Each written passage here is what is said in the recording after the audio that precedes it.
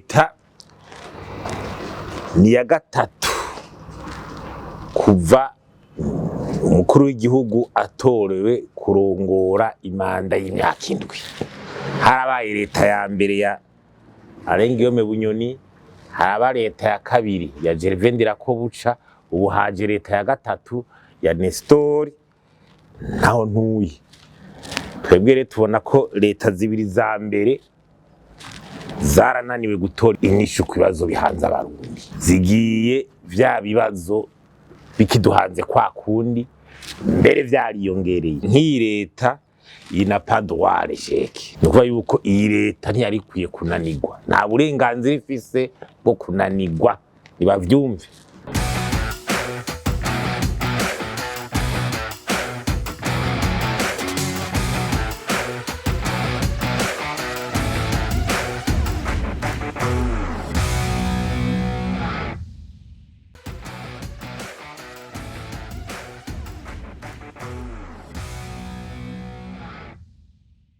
Nkuko mwavyumvise, Reta nshasha iraheruka gushingwa, ni Reta irongowe n'umushikiranganje wa mbere mushasha Nestor naho ntuye. Twe rero mw'ishange PARCEM twagira tugire ico tuvuze kuri iyo Reta ni context iyo Reta igiye himeze. Bwa mbere hari ubutumwa twashaka kugira twaye dutange, na cane ku bayobozi bakuru b'igihugu ndetse meme n'umukuru w'igihugu bwiwe, kuko iyi Reta ni ya gatatu kuva umukuru w'igihugu atorewe kurongora imanda y'imyaka 7. Harabaye Reta ya mbere ya Arengiyome Bunyoni, haraba Reta ya kabiri ya Gervendera ko buca, ubu haje Reta ya gatatu ya Nestor naho ntuye. Twebwe rero tubona ko Reta zibiri za mbere zarananiwe gutora inyishu ku bibazo bihanze abarundi, zigiye vya bibazo bikiduhanze kwa kundi mbere vyariyongereye. Nk'iyi Reta ina padware sheke, nukuvuga yuko iyi Reta ntiyari ikwiye kunanirwa, nta burenganzira ifise bwo kunanirwa, nibavyumve. Kuko niyananirwa nayo nukuvuga yuko n'imanda y'umukuru w'igihugu ya mbere nayo nyene urumva izo binaniwe no gutora ibibazo igishwe ibibazo by'abarundi. Urumva rero umukuru w'igihugu nawe nagira inguvu nino Reta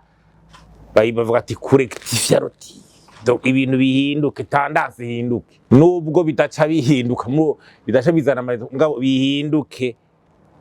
tendance, aho mu Gifaransa bavuga ati tirer sa révérence.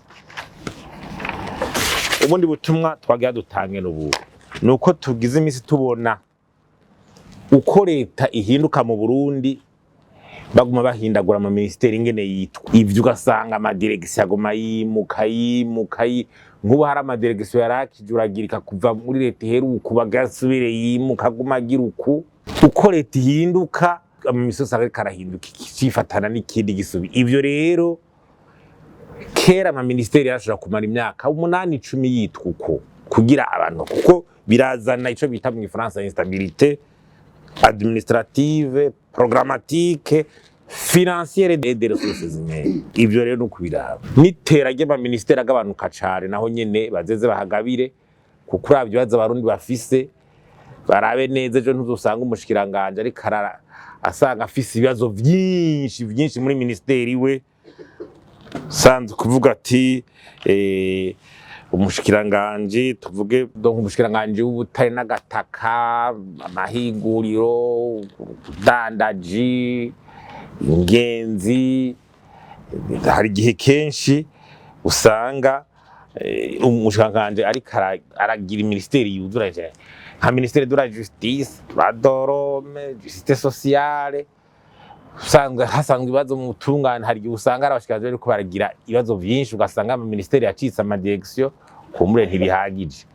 Ivyo rero birasaba inguvu nyinshi zabarongoye ayo ma ministeri. Ico rero navuga ni giki, nuko navuga nti hariho ibintu twe tubona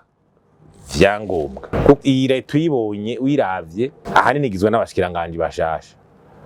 turetse babiri umengo basubiyemwo aho bahora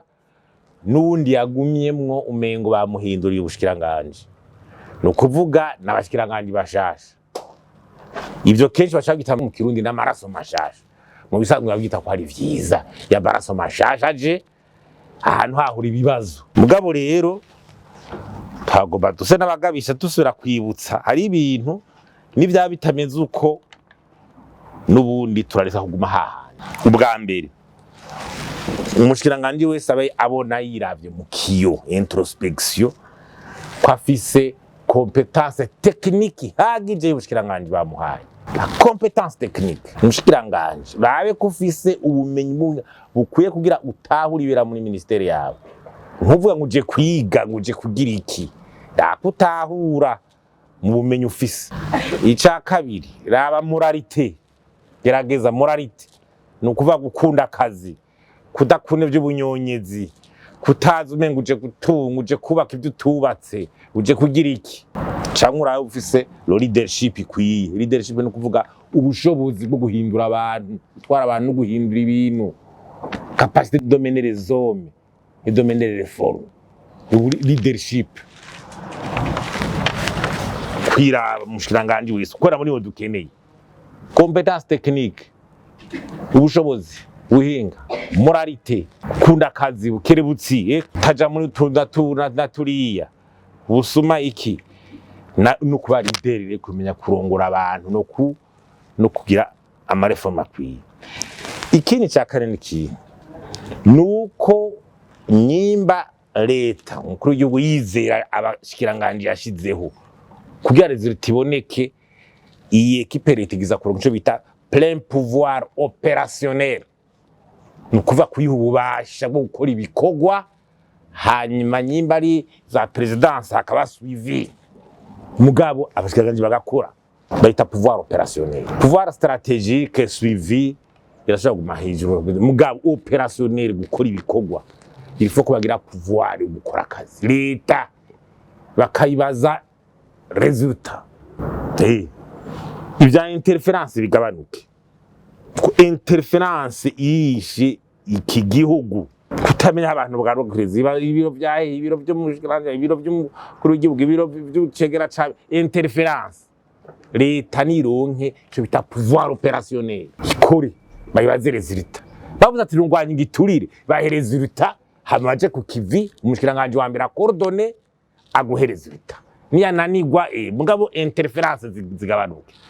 interference zikunda kugirwa nabandi aba autorité bo hejuru baba bakurira abo bashikiranganje interference abantu bakunda kuzana ama interference ni bande ibi bintu bigisibije muri iki gihugu abagenero mengo amategeko mu general ikintu cyose mu general mengo nta tegeko mengo nta tegeko abantu bose bye n'ivya general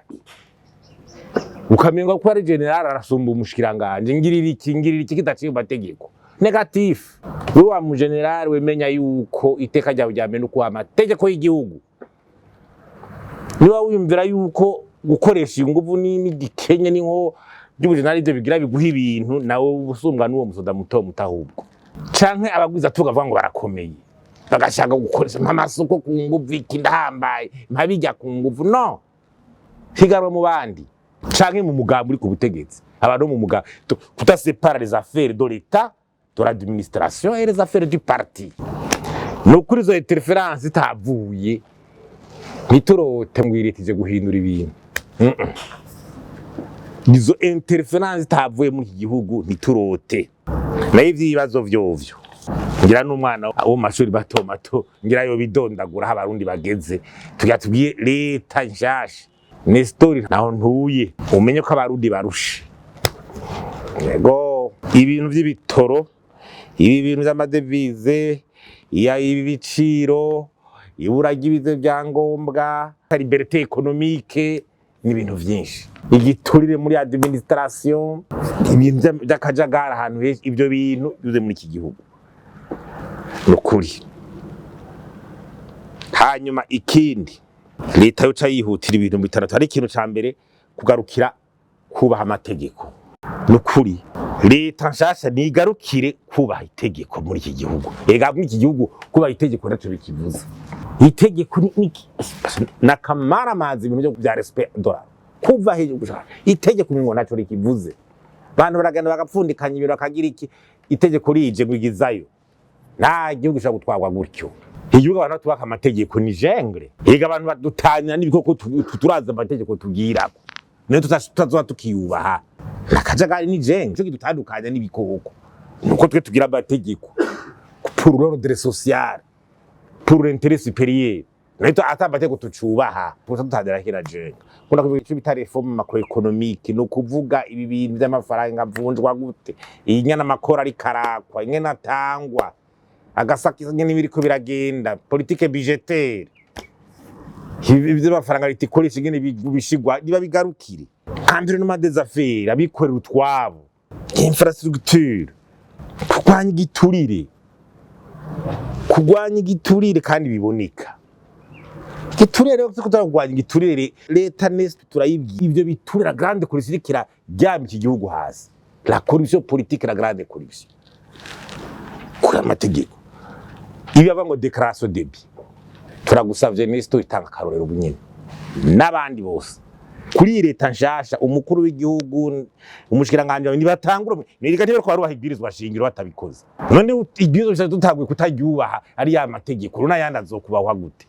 ibwirizwa shingiro ryo riyakurira ibi vya confidential abantu badandaza bose n'ibiki kosora ibintu ivyerekeye amasoko ya leta nta n'ukinavuga ajya makode bandika n'ibishusho gaho amasoko menga tangwa ari decision ziriko mengo n'ingingo zifatwa leta nestori leta bisara coopération bakonsi bivyagije murebwe byose biriko biraza ari coopération ari tuzoshora kubaka ntabara tuzokubaka coopération itarimo muri ibi capacité yo kumerita coopération yo kumerita gushora kubaka n'idea liboneka les institutions bagafasha